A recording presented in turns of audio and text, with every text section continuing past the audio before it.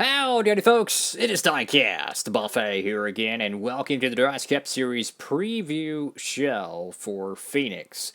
3 races left to go in the season, and it's going to be an absolute barn burner. The first ever Duralast Cup Series race at Phoenix, and it's going to be a lot of fun. So you might be thinking, okay, we got cars that are upside down over here. We got 216 cars. We'll be touching on that real quickly here. So it's time to kind of discuss the paint schemes, what's going on in the Duralast Cup Series. It's been a while since the last race, which Clint Bowyer won at Dover. Bowyer is not even in the field, so that is really interesting there. Check this out. So we have 216 cars, and only one of them is going to be making the show for Phoenix. You'll have to stay tuned for that to see who makes the show, that being Greg Biffle, or will it be Noah Gragson making his NDCS debut? I know this is the Alma-Dinger diecast, but he's already in the field, so Noah Gragson for calling. Could they make their debut here in the NDCS? That is going to be very interesting to follow there. We got some beautiful, beautiful paint schemes. Check it out, the 78 car for BJ McLeod, that beautiful alligator-style paint scheme. Get the bright, beautiful Exalta car. But we got some upside-down paint schemes. And the reason why it's not going to be running this car, the reason why they're upside down is because the paint scheme is hidden. So, essentially, you have no idea what paint scheme they're going to be running, and all I could say are some epic paint schemes, and possibly some returning paint schemes that we haven't seen in a long time. Just like this one right here. No, he's not going to be running the Busch Apple Ale Ford Mustang, but Kevin Harvick will be running a very, very special paint scheme. We'll be checking that one out, and as well as Eric Jones, another very special paint scheme. No, he's not going to be running the Tide Ride, unfortunately, but we'll be checking that out there. So that's 3 cars. You'll have to stay tuned for that to see which paint schemes are actually going to be in show. I can tell you all 3 of them are some of my favorite diecasts ever, so it's going to be a lot of fun to check that out there. But yeah, so we're not sure who's going to be the 16 car that's going to make the show there. Will it be the first one for Gragson or first one for Greg Biffle, or one of the many races for Greg Biffle? We'll have to see how that one shakes out. So through the field here, how this works is that the car over here, the first one, that being Denny Hamlin, that is your pole sitter. So you got Hamlin, you got the 88 car of Andrew Keaton, otherwise known as Little Wrangler 3. This is the top 10, so first, 10th, this is 11th. That is 20th, 21st, 30th, 31st, and then that being 40th. So 40 diecast field, and what is the Duralast Cup Series for? I try to remind people, because there's always a chance, someone who's watching the video right now who has no idea what the NDCS is, and it's unscripted diecast racing. We have a full field of diecast, 40 cars. We build a racetrack. It's an actual oval track, not a downhill track, none of that stuff. Not a downhill race either. Those things are cool, don't get me wrong, but it's completely unique. It's completely different, unlike anything on YouTube. And what we do is we push the car. Wherever that car lands, that's where that car finishes, right? We could have crashes, pack racing, upset winners, unscripted diecast racing. Anything can happen in DCS. I mean, it truly is the most unpredictable diecast racing series out there.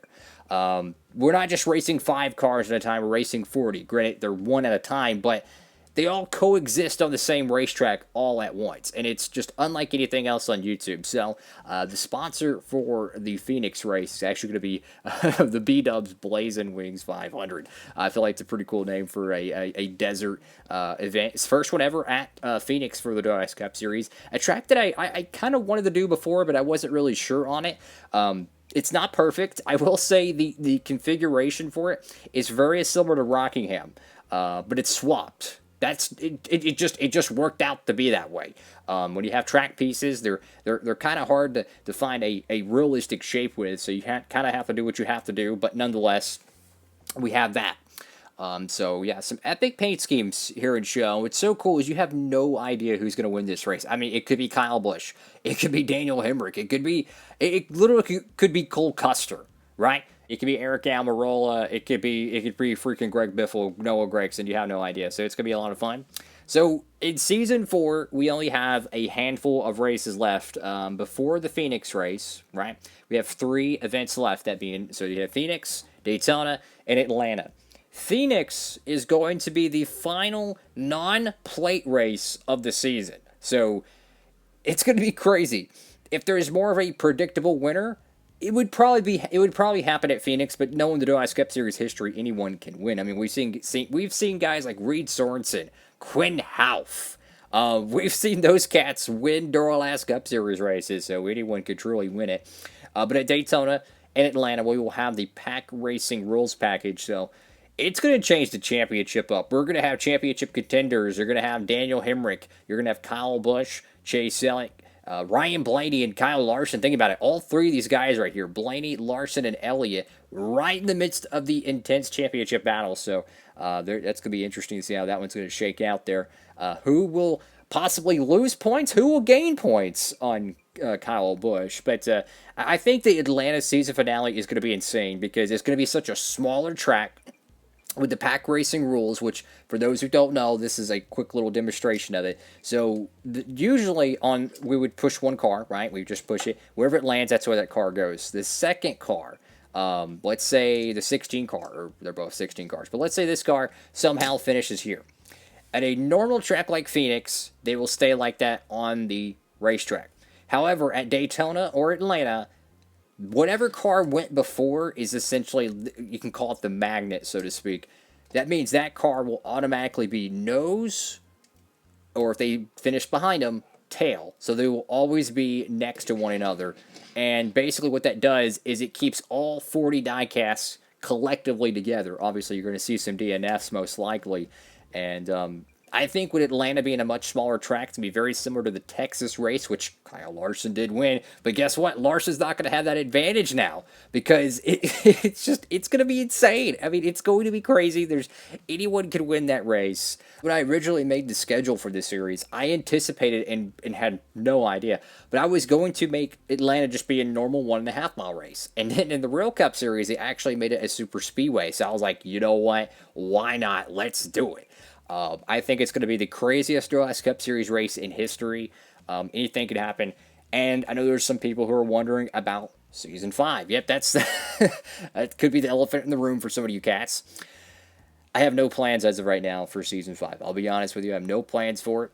What I want to do is I want to give Season 4 an incredible finish. I hope everyone can enjoy the Duralast Cup Series in Season 4. I have no idea. I would say it's a 50-50 right now.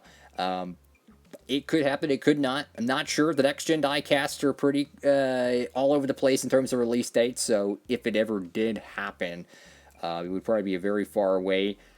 I could do something like a 2007 style series where you have some races be Gen 6 and some races be Gen 7. I could do a mixture of it. I don't know. There's a lot of logistics to it. One of the big ones is that you have a 40 diecast field. And more likely than not, by Christmas, there's only going to be maybe 15 to 20 individual drivers released. Let's just be 100% honest here, guys. Maybe 20, 25. Who knows? So my point being is that you're going to be missing a lot of cars in the field. That complicates things. I have no idea. I've thought about it. I'm 100% open to all kinds of ideas and suggestions. I've even thought about just doing a short season, because there's going to be such a extended delay between Gen 6 and Gen 7 and having a full field for any means. I've even thought about just doing like an 8-race season just to, kind of fill in that time period. I don't know, guys. I don't know. But I will say there's always a really good chance we may just end the Duralast Cup Series with Season 4. I'm not sure on that. So just enjoy it. Try to enjoy it while it lasts. I hope y'all enjoy the series. And to leave it on a good note, anyone can win freaking Phoenix, guys. It's going to be a lot of fun. Brand new racetrack. It's going to be fun, guys. From what I've seen testing, it's not going to be an easy one to win. It's not going to be the way the track configuration is. It is pretty interesting. The cars like to slow down a lot during the dog leg, so that could be the calamity spot on the racetrack. But nonetheless, thank y'all so much for watching. If you can, please give it a huge thumbs up, and make sure to stay tuned for the Duralast Cup Series. That's going to be coming up this Thursday. Make sure to check it out. It's going to be coming up this Thursday, so make sure to stay tuned for that one, fellas. It's going to be coming on at 6 p.m. Eastern Standard Time. So this Thursday at 6 p.m. Eastern Standard Time. Make sure to stay tuned for that. And after the Duralast Cup Series race, the next day we'll have a little bit of a recap show discussing what happened, how the championship shaken out, and what to expect at the Daytona and Atlanta race coming up. So that's going to be a lot of fun. Thank you all again for watching. Hope you could tune in. It's going to be a lot of good racing, and we get to figure out who in the world is going to be, which 16 car is going to make the show. Is it going to be the super slow Greg Biffle car, or will it be Noah Gragson making his NDCS debut? We'll check that out whenever we can get to the race. So that's going to be a lot of fun. Thank you again for watching. Have a great one, everybody. Diecast Buffet signing off.